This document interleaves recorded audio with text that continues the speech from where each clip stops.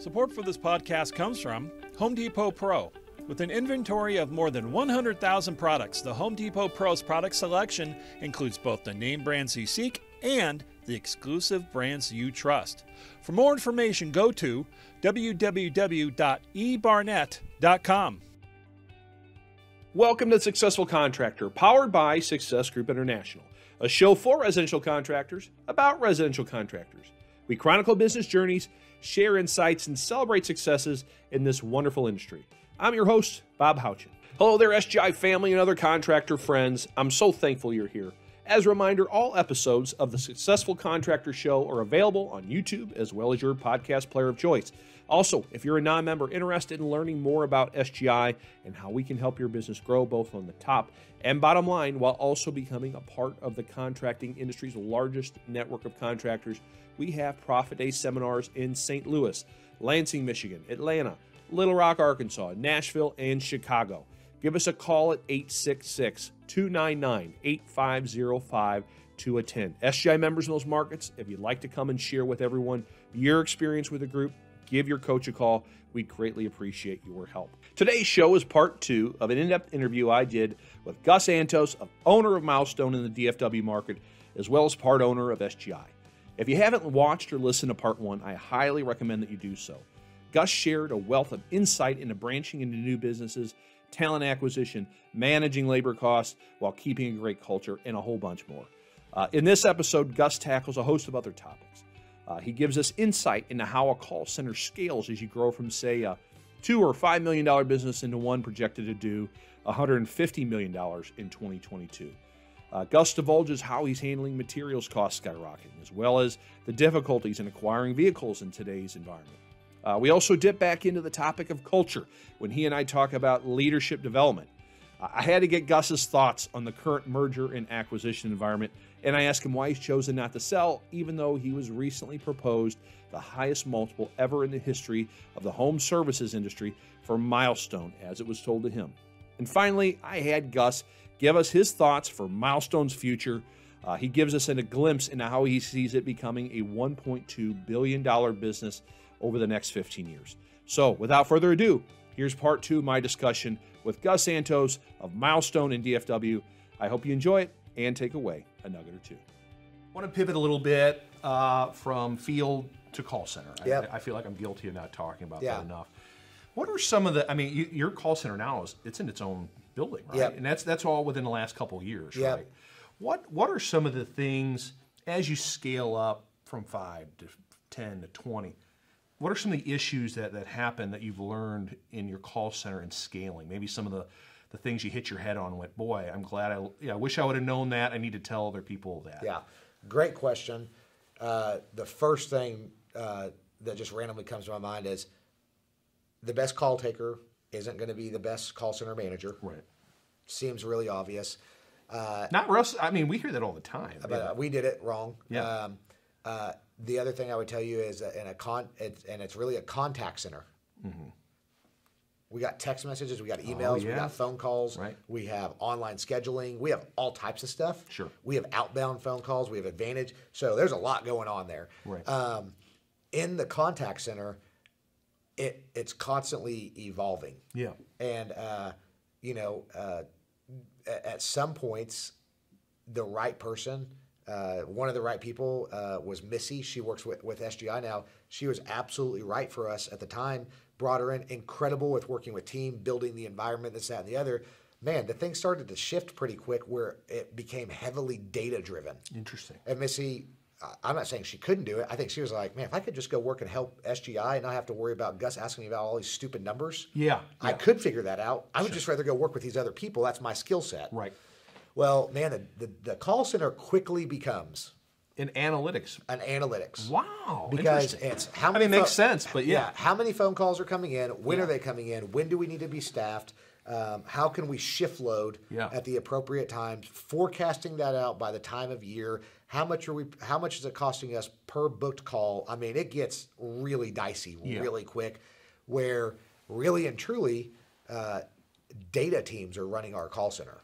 Now we have the people that are leading the small groups. Okay. But I think that's one of the things that I would tell people is, if you're starting to scale the business and you're not taking that approach to the contact center, you're in trouble.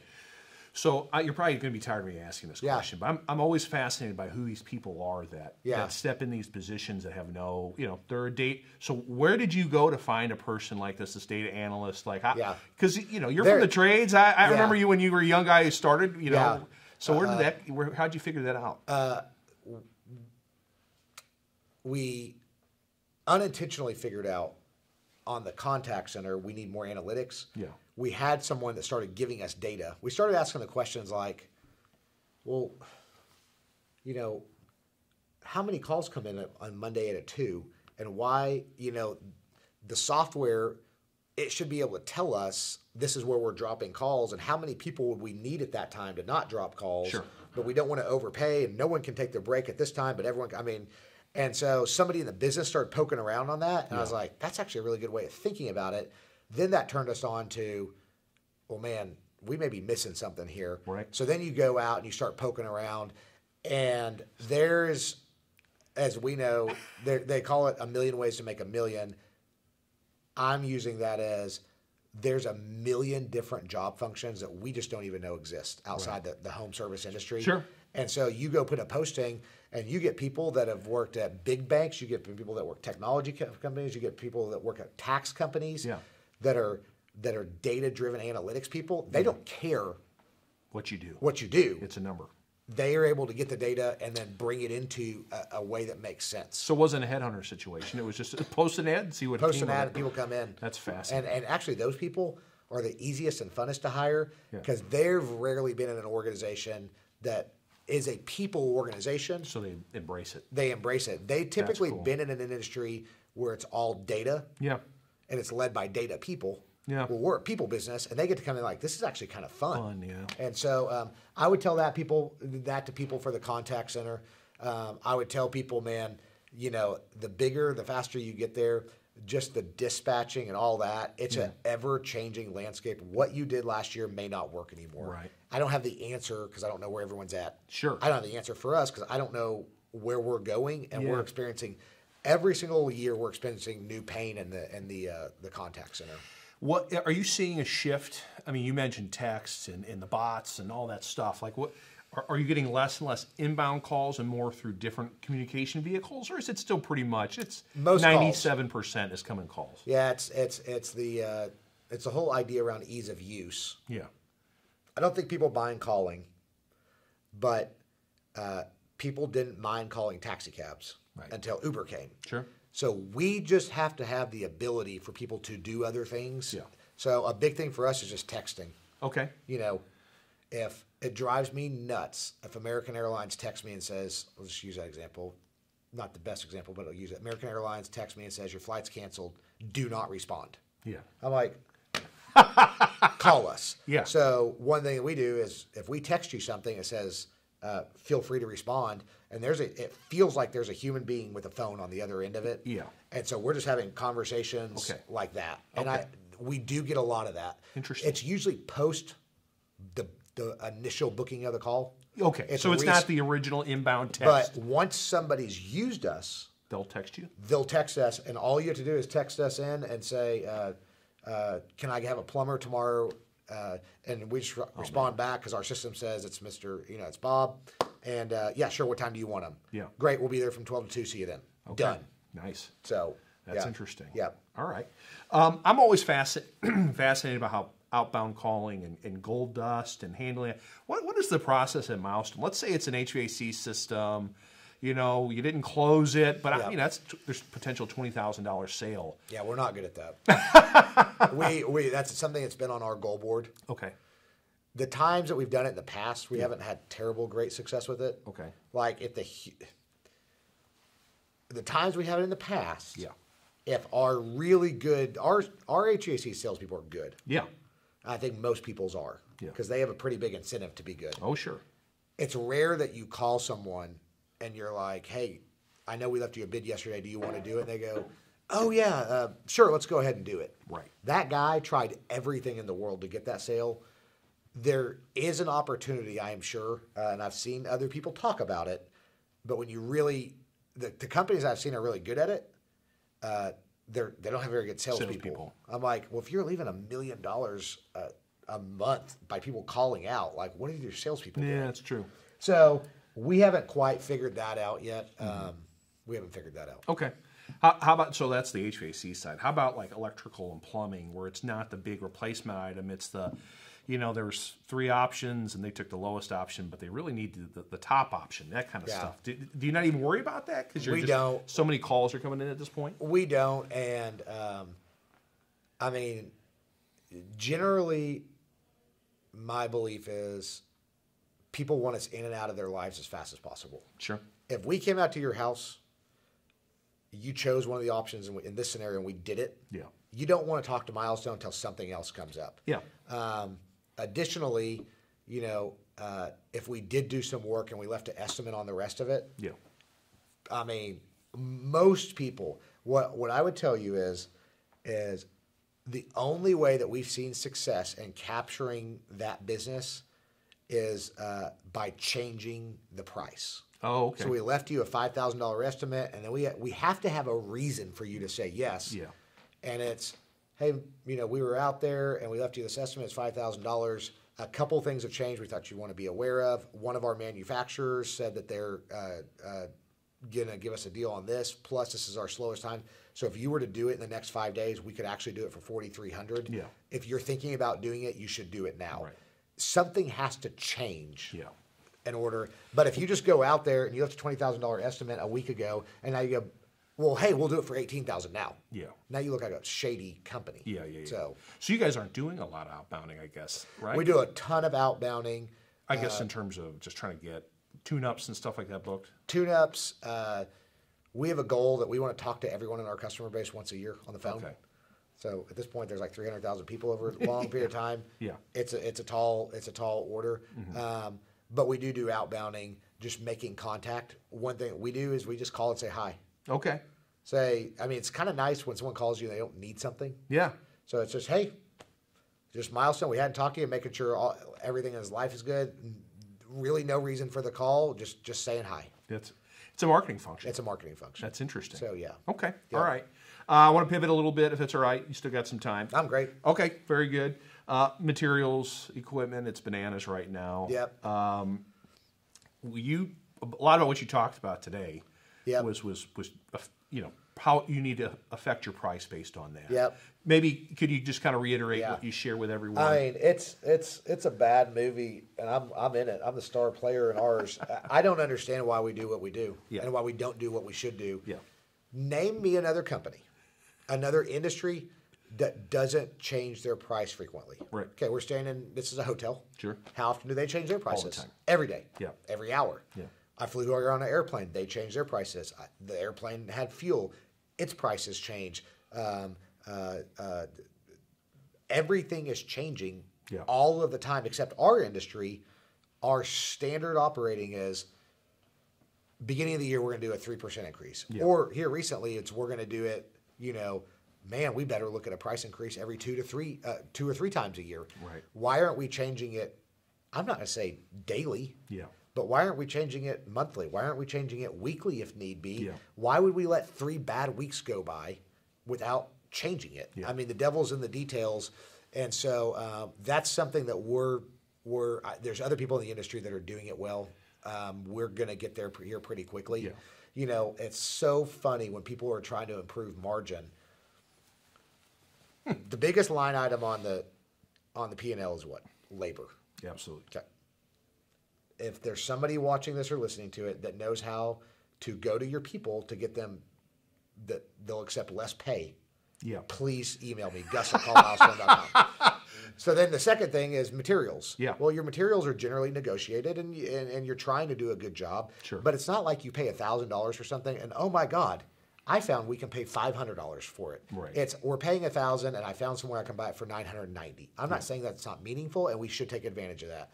The next one's advertising. Big number. We're all trying to do a good job on that. The next one on there is fleet. Fleet. What are we going to do? Not fill up the trucks, or I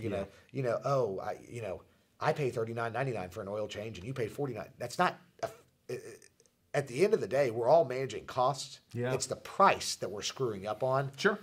And so, as I was telling, one thing that we're trying to do, increase price, monitor closing, which we call win rate. Sure. And if that's unaffected, that means the market didn't care. Right. You know, there's obviously some long-term effects on if you price too high, people said yes, but they didn't want to use you in the future. Yeah. Someone smarter than me from Princeton's going to have to figure that one out.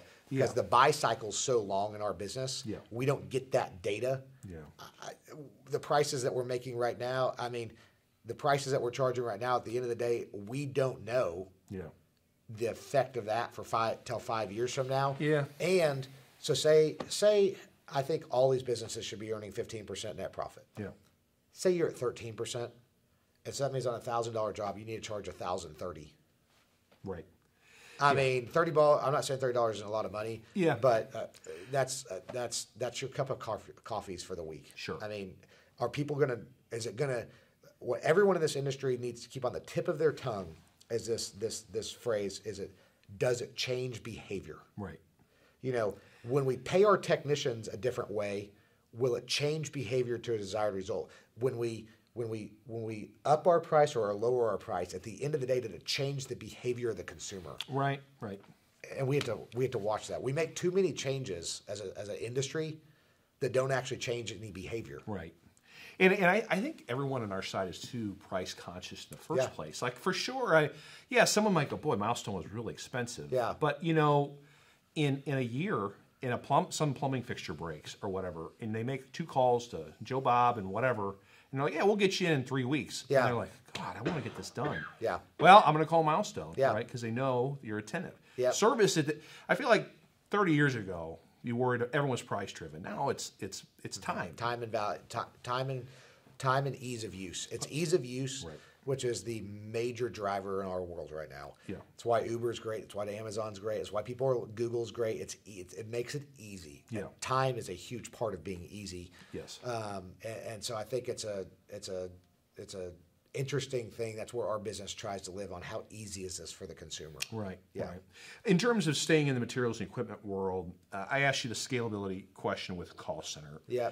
I hear all the time, okay, I'm getting good, I'm getting larger, I'm getting pretty good with the training and producing the sales side, but I still can't figure out material replenishment and so to drive that gross margin in that way. Yeah. What are some things you learned in terms of that back end? Is it doing a VMI, or do you guys do all in-house stuff, or Yeah. What would you recommend? My partner has always done a really good job with that, and has given me the blessing of not being terribly involved with that. Sure. He's not terribly involved in the business anymore, but has set up so many good systems that kind of works for us. Yeah. What I've heard him say, and I would 100% agree with, is we're not in the material business. Right. And I see so many contractors, they really want to figure out, I got my warehouse set up this way, and I got my da-da-da-da-da-da. At the end of the day, do a VMI, do whatever gets the stuff back on the guy's trucks the fastest. Yeah. However that looks for you. You can just have a big shop, and you can have duct tape on the floor that says 102, and you just dump their stuff, and they come in and get it. It doesn't matter. Yeah. Get the stuff on their trucks. And I think overthink Mark and our business has done a good job with that. At the end of the day, maybe you just need to pay 10% more and have a VMI, and so it's handled. Yeah. Because that's how we make money is taking care of the consumer. Sure. Not paying less for material. Right. So I do think that continues to change. Every now and then it'll jump up as a pain point for us, and then we'll make some adjustments and it'll go back down. Okay. You mentioned it before I shift completely. You mentioned, vehicles. Yep. I know you're huge, so maybe it's not as big of an issue, but I got to believe it is. I see a lot of empty car lots. Yeah. What are you doing about fleet? It's 8 months out. And so you're just really trying to project what your needs are at that point? Yep. Are you changing how you maintain your vehicles? We've always, our average vehicle has always been on the longer, we're very meticulous. Yeah. My partner, again, has done a good job on that. And it's something we call the broken window philosophy back in the when they were trying to clean up New York City. Yeah, They okay. said, we'll fix the windows in the neighborhood, and that'll make the crime go down because they'll see that we're fixing the little stuff. One of our philosophies has been that with our vehicles, which is if you're a technician and we're passing that truck to this other technician, we pull the tires off and paint the hubcaps. We redo the upholstery. Oh. We just make it brand new. Interesting. On the aesthetics and then also mechanically. I think, our average vehicle is 7 to 8 years. Okay. We just keep them new looking, keep them going. And so... In-house mechanics that take care, make sure it's... It's a combination. Okay. But yeah, a lot of that stuff. And so it's 8 months out. It's what it is. And it is what it is. And I would tell most SGI members, if you have 4 trucks, have the 5th one waiting. Yeah. Just sitting there waiting for the guy to come in. It sucks. But at the end of the day, the only thing it's actually costing you is maybe the insurance payment. Yeah. Because you're just paying it off. Right. It's not going down in value. Right. Just sitting there. Right. And so, crap, these days it's going up in value sitting there. Most bizarre thing in my entire It's life. the most bizarre thing. Yeah, it's unbelievable. So, but yeah, I mean, I think we're in the same boat as everyone else. Yeah. So Okay. the manufacturers actually don't like people like us sometimes because they'd rather make a bunch of different people happy than one person happy. Because at the end of the day, they know we have to have the vehicles. Yeah. And so That's interesting. Yeah, we don't have like a significant advantage in that situation. Okay. That's interesting. All right. Yeah. Pivot, driving sales and net profit and gross margin, all that stuff. A lot of it comes down to all that is supported by culture. None of that can be done without the heartbeat of the business. Yeah. You grew your business quickly. I mean, I know it's been 20 years, but it's pretty quickly to where you are. Yep. How do you not lose that heartbeat as you go from 250,000 Yep. to, Yep. all the way up? Like, Yep. what are some things, because there's so many members that are doing well now and they're scaling, but they worry because at some point, if the culture goes bad, it all falls apart. Yeah, so what are some things that you would advise? Great question. I don't have the answers and certainly haven't done it all right. Sure. Right off the top of my mind, the things I would tell you is whatever gets celebrated and rewarded is what's going to get repeated. So as the organization grows, if it's always been about caring about the customer, but as we put in new people, the voice of the owner or the founder becomes more diluted over time. Right. If he was the person that always celebrated taking care of the customer, and he's still doing that, but now you have 3 other managers that aren't doing that exact same thing, it's going to change. Yeah. We never recognize revenue production outside of a team meeting. I'll never send out an email, say, to a company-wide email or text message or video where I say, I want to recognize Bob for selling $100,000 last month. Really? I don't want our company built on that. You focus on taking care of people, going above and giving the pickle? I'm going to we're going to do the give a pickle. I'm going to find a story of, man, Bob was at a call. The customer said their mailbox was loose or Bob just noticed it. Yeah. He had the stuff. He fixed it. The customer wrote in this. It's people like Bob that are making this whole thing work. Thank you. Yeah. What I've noticed is, though, as an organization grows, if that isn't being done by everybody, then the voice is becoming less and less and less and less. Yeah. And so that comes back to values. I was just having this conversation earlier with someone. You try to make sure the next group has those. Yeah. I mean, I think that sounds easy, but It sounds incredibly hard. it is. And this is what I've found. And people can do whatever they want with this information. It's hard. Is this? Really corny, I'll just say this. There's a Luke Combs song. I enjoy Luke Combs. Doing This. Yeah. I love the song. Basically said, if I wasn't doing this, I'd be doing Still this. doing it, yeah. And what I found is, for the people on your team, in large part, depending on whatever type of organization you want to build and how you want to build it, I don't even care what that is, they would need to be doing this if they weren't doing this. And let me give you that example. I figured out for myself, I care about impacting our team, customer, and community for God. That's my thing. Yeah. I figured out if someone came and bought Milestone, we went bankrupt, fill in the blank, and I was working at a grocery store, I'd be walking into that grocery store trying to figure out how to do that. Yeah. That's because that's who I am. Yeah. What I figured out is, with value alignment, I have to have people that would be doing what we're doing, even if they went over to Wells Fargo, Baker Brothers, SGI, it doesn't matter. Right. Because I've heard people in our organization say, oh, Gus, I know it's important to you. or I know what the company is about. Well, the company is not a person. Yeah. And so what I would tell everybody is being super intentional about the people you select for those spots. Yep. You need to feel like whatever it is, the culture, whether it's customer focused, faith based, I don't care. Those people would be doing that whether they were with you or with not. Yeah. It's exhausting trying to get people to believe in what you believe in. Right. It's so much easier to surround yourself with people that are generally have the same values. Yeah. And now we just set strategy. Yeah. But I'm not walking behind going, well, why would you celebrate sales when we're supposed to be celebrating this? Or you didn't notice that this guy hadn't come in, that he was sitting by himself at a meeting, and he looked like he was in tears, like it didn't occur to you to go talk to him? Right. It's not the person's fault. I put the wrong person in the wrong spot. Yeah. So that's what I would say is being super intentional about, and one thing, and I know it's probably long-winded on this, but, you know, I'm more interested in what you do outside of the office and what you do inside of the office. Yeah. That's my telltale. Okay. Because give me proof that you do things for free that we pay you to do here. Yeah. Because we're going to do something really good when we get that. Yeah. Show me that you're involved in the community. Yeah. Show me you're involved at your church.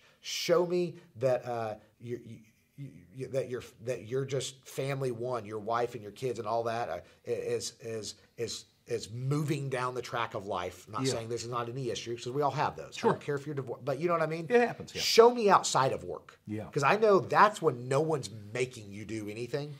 Yeah. And then when you come into our organization, I can say, man, you have the freedom to do all those things you do outside here. Yeah. And so that's kind of been we've unfortunately have figured that out. That was not thought one. Support for this podcast comes from NAVAC. NAVAC is a global manufacturer and has dedicated over 25 years to the production of vacuum pumps, recovery solutions, and HVAC tools. NAVAC draws upon its commitment to technical innovation, customer service, and R&D investment to develop tools that deliver efficiency, accuracy, and ease of use in the real world.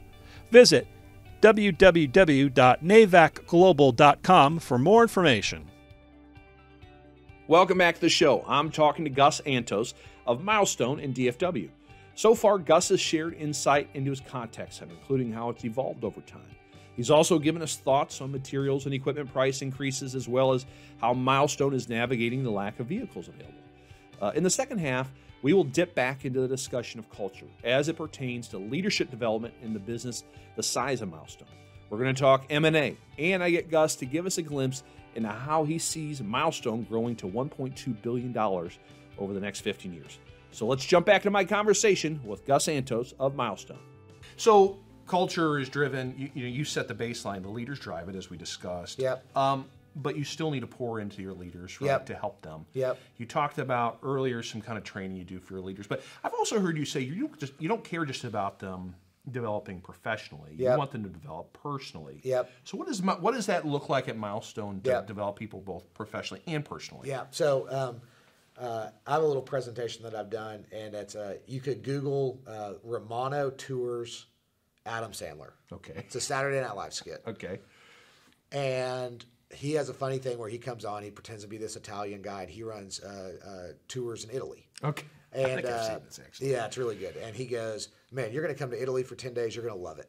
We're going to go down the Amalfi Coast. We're going to teach you how to flip pizza dough. We're going to drink red wine. We're going to do all these things. Yeah.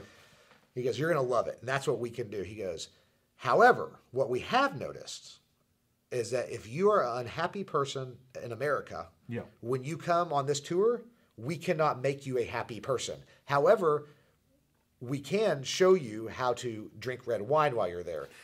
He goes through this whole thing, and I show it. I think it's really, really, really evident for our businesses. Yeah. And so people say, well, why do you talk about personally?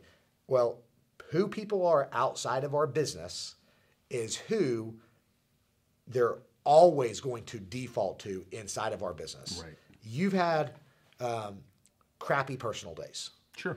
I have had crappy personal days. My kid's acting a fool. My wife and I got into it about something. I show up to the office. Yeah.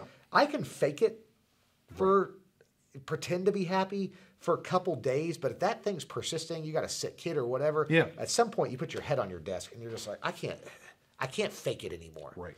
People default who they are Yeah. at work to who they are professionally Right. or personally.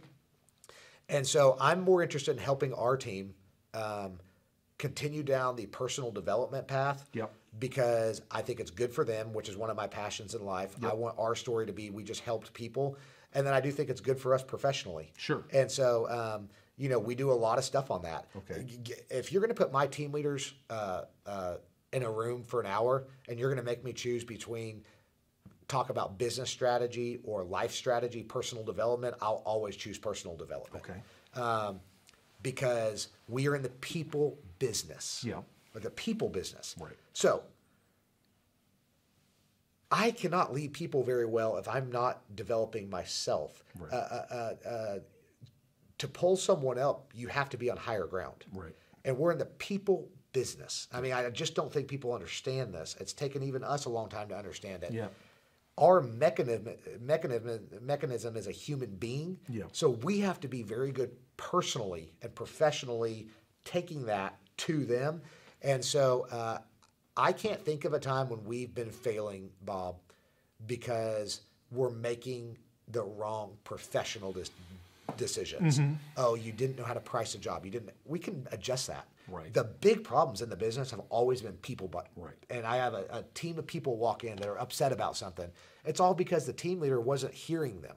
Okay. It wasn't, and he's not hearing them because he either doesn't know how he has so much crap going on in his life. Yeah. Does that make sense? It does, but I want to get to the tactic part of Yeah. it. We've talked theoretically, but tactically, how do you help them develop personally? What are things that is it just you talking every Friday to the team? Like, what are some things tactically that me as a $10 million business owner that's like, okay, I feel like we've grown too fast and there's some like, what are some things I can do? So since you get to ask all the questions, I get to ask one. Do you go to a faith-based organization, a church, or anything like that? Yes. How often do you try to do that? I try to go every Sunday. Okay, every Sunday. Which one message changed your entire life and made you? That's a heavy question. Right. So in our business, our philosophy is it has to be consistent. Okay. Content frequently and often. Okay. There is no one set thing. To answer your question tactically, we have it for our leadership team. We have curriculum. Okay. And there is so much under the sun. Okay. That there's so much. But people can find it. But just grab a book and go through it as a team. Okay. And just getting it on the I know it's what you're after here but hear me saying this. I understand. We do have weekly standing time. We have monthly standing time. But what's more important than that is that whenever I'm spending time with my direct team, that I'm exhibiting the values of what I'm talking about. Right. I don't care if people are faith-based or not. Yeah. We can all agree that Jesus had a pretty profound impact on this world. Absolutely. BC 80, they named this time system after him. Best-selling book ever. It doesn't matter if you believe it or not. I don't even care. Yeah, it is what we can say is that he was an incredible leader because the thing that he was preaching is still going. Yeah. And what he did was he found 12 people that he didn't meet with once a week. He found 12 people that he spent his entire life with on earth, the ins and the outs. I would say we can try to manufacture certain cultures. We can try to manufacture, and I do think we have to be intentional. Yeah. This week we're going to talk about this, and this month we're going to talk about this, and we're going to do that. But I can get rid of that if I had to, and my direct team, the constant interactions and me talking all the time, it's like raising kids. Yeah. I don't sit those kids down once a week analogy. and say, it's every single thing. It's how you treat them, and it's the same way in business. Yeah. And because you get the right people, then they're going to go ahead and treat the next level within your business the right way. The crazy thing is that we shouldn't need curriculum when we're hiring the right people. We do need alignment. Yes. And we all do need guiding principles and stuff like that. And I have no problem with curriculum. We do it. Yeah. But it's really hard to put into curriculum how to treat we have a saying of how we behave. Yeah. Instead of values, which is we work hard with humility while being aware of how our actions and words affect others. Yeah. It's really hard to train people on some of those things. We do have conflict resolution classes we talk about. Yeah. Hey, be more aware. But at the end of the day, it's hard for me to follow someone around and say, well, don't say it like that. Yeah. That's why we're just trying to, I'm not, and this is where people get off. They're like, well, I go, hold on, we'll hire anybody. Yeah. Like then put them in an entry-level position. I'm talking about if you're going to lead people in our organization, I need to see that Bob invests in other people and himself outside of this office. Yeah. And I need to see that he's passionate about that, because how we win here is finding people that are passionate about other people. Yeah. That's how we win. Sure. If you're a self-serving person, it doesn't work at Milestone. Yeah. Because the technicians end up getting mad and they leave. Yeah. I mean, does that make sense? So yes, tactically we have all that. It's weekly, it's monthly. We have Wisetail. They can log on and look at it. Okay. It's all there. It's all there, yeah. But it's a very... Don't get hung up on that. Yeah, you're talking about, hey, as an organization scales, yeah. How do you keep that together? What I would say is, if name me any organization, name one. I don't even care. Just name anyone. Brothers. No. Outside of our industry. Outside of our industry, a big one. Oh, Apple. Apple. If whether you like it or not, yeah. I'm not saying this would be a good thing. It'd probably be a nightmare.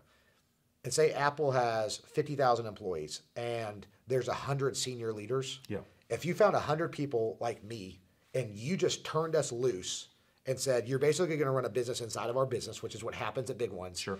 And it's exact replicas of Bob or exact replicas of Gus. Yeah. The culture is going to go down like that. Mm-hmm. It's the problem is when we put, you have a set of values, I have a set of values, you have a set of values, you have a set of values, and none of those values are with the person that founded the company that wants it. I mean, it seems so obvious.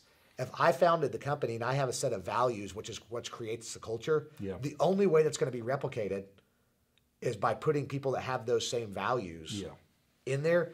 And when you do that, in that example of Apple, if you put 100 of me or you, fill in the blank, you wouldn't have to get them all in a room and constantly talk about, hey, if say it's me, hey Gus, we got to figure out how to.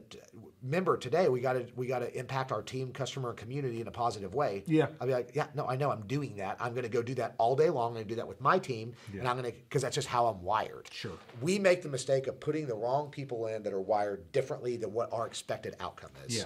That's interesting. Seems really simple. It's not. Well, no. I mean, you get caught up with everything else that's going around in a business. You don't. Yeah. It's hard to clarify sometimes. But I mean, we're talking about higher level strategy here in one of these home service businesses. It's hard. Yeah. You have to have those right people. Yeah. Fascinating. So, well, a few more if you don't mind. Great. I'm enjoying this, and I know you're a busy guy, so when I got you, I'm going to take advantage of it. I love being here. Merger and acquisition. Yep. Oh my God. What? I mean, how crazy it's unbelievable. Been. I'm sure you if you aren't still getting 20 calls a day. Oh yeah. Someone trying to buy your business. Yeah. Why is home services so attractive to private equity right now? Well, in your opinion, I'd love to hear. Because all the things that we know that have happened since 2000, Y2K, 9/11 terrorism, war on terror, the Great Recession, the housing market crisis, the European meltdown of Brexit, or whatever that was called, the dot-com burst, coronavirus. Yeah. Through all of that, the companies have held together and continued to grow. Right. While there's been huge swings in other industries, we've all been marching these numbers up. Then, through coronavirus, the worst thing that's happened in American history in a long time, I mean, possibly ever, I don't know, as far as just that pandemic type thing. Well, we saw what happens when people get freaked out. Yeah. They go to their house. Yeah. And they invest in their biggest investment, which is their house. Yeah. And so, and I think all of them, it's twofold. I think all of them are thinking there's some big disruptor coming. And if they could aggregate, they could be a part of that. Mm-hmm. And then I also think they're all going, there is no disruptor possible in this in the trades. Yeah. It's a very stable. They can't be replicated by robots or anything else. It's a people business, Yeah. and it's very sustainable. Yeah. And I think they're seeing both of those things, and I think that's why I think, you know, for a long time, you know, a book written, I'll go to 2,000 years ago, Proverbs, it says, Proverbs, I think it's 22:19 or 22:29 says, skilled laborers will always be in demand and be recognized for their work. Yeah. It hasn't changed. It's not like a spiritual thing. It's just someone that recognized that 2,000 years ago. Like people that know what they're doing with skilled, that their hands, they'll always be in demand because there's no shortcut. Yeah. You can't,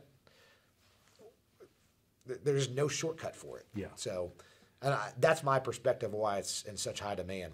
And then, investors are generally emotional. So take the .com, take the housing market. I don't know if I should buy home service businesses, but they're doing it. Yeah. So I should just go buy more of that. You really think it's become that? Oh, it's right now. I guess that makes sense. You phrase it the other burst, you know. I mean, you see all these private equity groups. Yeah. One of them did it and it worked well. Yeah. And then this is what happens in our industry. Yeah. You know, it's somebody sees a home service company do that and they go, well, they're smart. If they're doing it, it must work. I'll do it. Yeah. And then without a perfect understanding, that's what's happening here. Yeah, I mean, now it's just an emotional thing. Yeah. And then there's so much money in the market that people are like, I've got to invest this in something. Everyone, my investor group said they want home service companies. I'll overpay for it so they'll be happy. Yeah. And they don't even know what overpay means. Right, right. So I got to ask, Yeah. why have you decided not to participate? yeah, I'll answer that for the 20th time today. I'm not joking. That's no, all right. No, it's a great question. It feels like the mistake that a lot of business owners make is we all define success differently. Yes. And so, or we never define it. And so I've come to terms with what I told you, my little Luke Combs song. If I wasn't doing this, I would be doing this. Yeah. I've spent 20 years doing this. Yeah. If I sold this, for me, since you asked me why haven't I don't believe that I don't believe that I would sell it. I actually got an email yesterday saying, we have an offer right now that would make it the highest multiple ever paid in our industry for your company. Yeah. And it's so easy for me to hit. I responded back, say thank you, and then hit delete because I've come to terms with, I never actually started this to become so wealthy I never had to do anything. Okay. Of course I want to make money. Well, sure. But I never started it so I wouldn't have to do anything. I don't think for me in my life, it would be fruitful for me to sell it and then say, man, it was a hard run and now I'm done. Yeah. I believe I'm always going to be called to impacting my team, customers, and community for God. I'd rather just do it with the team that I'm doing it with. Yeah. I've made more money than I've ever dreamed of making at this Sure, point. sure. And so if that means I'm not selling at an all-time high, I can peacefully say that was never my success metric. So if I miss that mark, I'm going to be perfectly fine with it because that's not a mark for me. Yeah. A lot of people, they get like violent with me when I tell them that. And I'm like, hey, I didn't say you should be doing that. Yeah. If your goal was to start a home service business and make $100 million and you did it, I'll give you a high five. Like, I think that's great. Sure. Take me somewhere fun with you. I don't care. Right. Mine was to impact team, customers, and community for God. I'm doing that. And I'm at the point in life where I've worked really hard getting something going. Yeah. The thought of selling it and now knowing that after 1 week, Yeah. I would get right back into the business, a business of some sort, maybe not the homeowner, and start rebuilding that. I got 2 little boys, 9 and 11. My workload is consistent and predictable. Okay. And so I'm not having to stay up You're not late, grinding you know, and stuff like that. And so I just think it's different for every single person. You like the autonomy as well. I do. Yeah, I would make there's not an option that I see of me working well with somebody. I like making dumb decisions without anyone saying I can't do it. Yeah. You know, and I think that this could help other people. Yeah. I'll say this is that because I know what my personal mission statement is. Yeah. I've always made the best decision for the organization. Okay. And so when we sit down and we've been growing Milestone, it's always been Mark and I who we started it as what's the best thing for the company? Yeah. Well, I'll tell you right now, I use this example all the time. If Chick-fil-A came to me and said, hey, we want to get into home services and we feel like you could help us do it, I would say, great. I guess buy me out, let me keep doing what I'm doing, and we'll partner together. Okay. It just helps. That would be the next best thing for the organization. Yeah. They're not doing that because they're smart. They like a business where they can see, feel, and touch everything that's happening. Sure. But if an organization came and said, hey, Gus, we think we can actually help you do what you're doing better. Yeah. And that was the best decision for the organization and our people, I would do it in 2 seconds. It's not about money, never has been. I don't want it to ever be. Yeah, so that's cool. You know, I may be sitting here 5 years from now interviewing me. Like, God, Bob, I should have sold. And I'll just live to that. No, that. that's all right. So, that's all right. Okay, and wrapping up, yeah. What are some things Milestone is working on this year to get better? Like, what are some rocks or something you guys have on? Always and forever being the we call them winning moves, the best place for technicians to work. Mm-hmm. Something as simple as right now is all of our technicians have apprentices. Mm-hmm. At the end of the day, they have to take them back to the shop, which makes our technicians get home later. Yeah. Just have the apprentice get an Uber back to the shop so the technician can go straight home. Yeah. Simple stuff like that. We're always trying to improve our technicians' lives. Yep. And we're always dissecting it, tearing it down, putting it back together, talking to the technicians.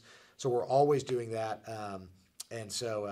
Doing that. What we call our Advantage program is something that we're working on. And more than a club membership, because of our business, because of DFW, and because we have multiple lines of services, I think it's going to make sense for us to have a platform and the ability for someone to say, I'm a Milestone home, and that's more than just 2 tune-ups and discounts. Okay. So we're working on some stuff like that in the background. We're continuing to work on ease of use. Okay. How do we just be the easiest company to use? I'm not talking about home services. Yeah. It's got to be, when I order something off Amazon, to schedule with us needs to be that easy. Yeah. So we're working on stuff like that. And then we're working on leadership. I know I have our 5 things that are super organized in that sense. I know what our 5 winning moves are, and continuing for leadership development is for us to go where we want to go. We have to be super intentional about the ability to recognize who the right leaders are, give them the resources so they can learn, and then have a grading system that we can tell if they are struggling, where are they struggling, and how can we help them. Okay. And so we're continuing to tinker and build with that. So a lot of fun stuff. It's a hard industry. Yeah. I'm in the middle of running our HVAC department. Really? We made a transition. We basically switched Derek Jeter and A-Rod. Yeah. There was a guy on our team that's really gifted at a set of tasks. Yeah. And I said, okay, well, let me do what you're doing. You come do this, and we're looking for a new leader in the organization, outside the organization. Yeah. It's hard. I mean, right now, but if you're not willing to do it, then you should sell the company. Yeah. And there's nothing wrong with that. So that's it. Interesting. So, yeah. Last question. Yeah. You're very strategic. I know you're a big fan. Where do you see yourself in 10 years? Like, what is the end? I know your goal is to help people. And, but I mean, when you look at where you're going to be in 10 years, what does that look like in your mind? Oh, you'd run out of the room because you thought you're talking to an idiot. So if you grow your top line of revenue at 15% annually, and you do that every 5 years, you double your organization. Mm-hmm. So 5 years from now, that means we could potentially be around $300 million in revenue. 5 years from then, we could be at $600 million, and 5 years from there, we could be at $1.2 billion. I hope in 15 years' time, we're doing that. We've hit that. We're doing it in DFW. I'm not going to give you all of my strategy behind that. It's definitely different than I think the people in the home service industry think about. Yeah. And I don't want to say it just in case it's the dumbest thing that we've ever tried. But I think that's our goal. Okay. And just keep doing that. But to stay in the DFW. Stay in DFW. It's fun for us, and I'll tell you why is this whole I just really encourage people to think about who am I and what charges my batteries, and what would I say just personally if I wrote a sentence on what I would want my eulogy or some of my work on this earth to be. Yeah. I think everyone should think about that. They haven't. Yeah. Because I can say mine is to impact our team, customer, community, people for God. Yeah. It's fun for us, and I'll tell you why. I've spent time flying over to Liberia and Africa doing all these water projects and helping people, some of it under faith, some of it just out of humanitarian efforts. Yeah. The inefficiency of that for me, sending money over there, it gets caught up in the government and this, that, and the other. Yeah. And I still want those people to be helped. But what I learned is if I take those resources and we invest them in DFW, my businesses are there, I'm there, our team members are there, which are team members that also generally kind of believe those same things. And then we take our resources and we say, hey, we're going to build a homeless shelter. We're going to build a battered women's shelter. We have volunteers that go there. We have people that send people there. We have the money there. We have the resources there. Yeah. So it's a one big like little happy circle of life, like on Lion King and Elton John. If you want to say that. Oh yeah, that's what sounds fun to us. That's is cool. What in 15 years, if we were able to do that, and we had, 7,000 or 8,000 employees in DFW, and we had that type of revenue and that type of resources, like we could make a meaningful impact in that community. That's cool. And so that sounds fun. Yeah. And if that doesn't work, I'll just come be a coach at SGI. Hey, we welcome that. I'm sure Rebecca will be okay with that. All right, Gus. Thank you so much for all your time, buddy. You guys are great. Thank you as always. That's Gus Antos of Milestone and DFW. Thanks for joining us. If you feel like you have a great story worth sharing that would also help other contractors, email me at bhouchin@yoursgi.com. Also, if you enjoyed today's episode, if you're on YouTube, give us a like and subscribe. If you're on your favorite podcast player, leave us a 5-star review. And please join us for future episodes. It's my promise to you that we will continue to interview successful contractors and other influential individuals in residential contracting. This has been The Successful Contractor, powered by Success Group International. Support for this podcast comes from Owens Corning Air Care Contractor Program. Uncover hidden opportunities and take your HVAC business to the next level with Owens Corning. Owens Corning has done the work to provide you with a turnkey system from sales training to in-home tools with a simple story that practically sells itself. Add duct replacement and attic installation to your service offering as a part of our program and elevate your sales today. For more information, visit owenscorning.com/retrofitcontractor. The Successful Contractor Podcast is part of the Success Group International family. SGI is the largest member-owned best practices organization for independent residential services contractors. SGI provides its members a competitive edge through proven proprietary management tools and expertise, marketing programs, training, and group buying power, along with a highly active and eager to help membership. For more information about Success Group International, visit www.yoursgi.com.